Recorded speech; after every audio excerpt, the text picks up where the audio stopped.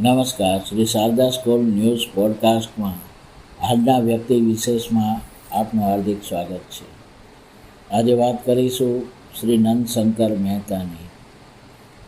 ગુજરાતી ભાષાની પ્રથમ નવલકથા કરણ ઘેલોના લેખક નંદશંકર મહેતાનો જન્મ 21 એપ્રિલ 1835ના રોજ સુરતમાં થયો હતો.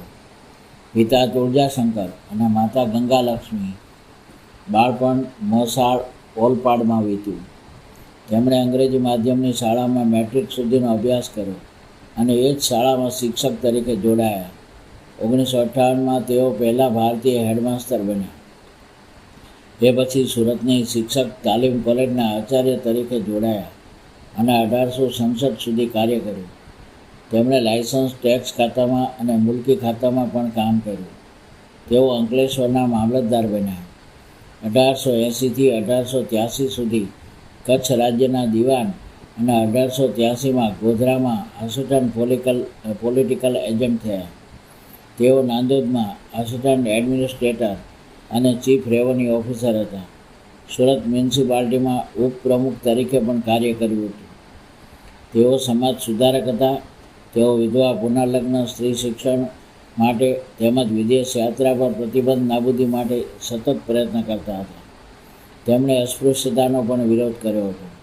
દુર્ગારામ મહેતા, દલપતરામ તથા અન્ય સાથીદારો સાથે માનવ ધર્મ સભાની સ્થાપના કરી.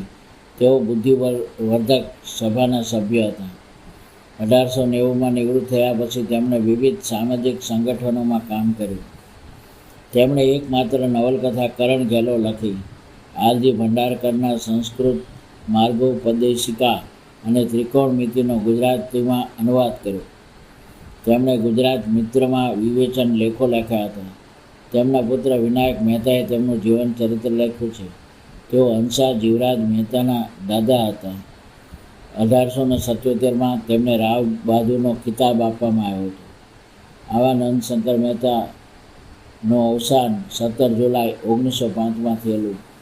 આપણા ગુજરાતી સાહિત્યના ખૂબ જ મૂર્ધન્ય સાહિત્યકાર ગણાય છે. અસ્તુ.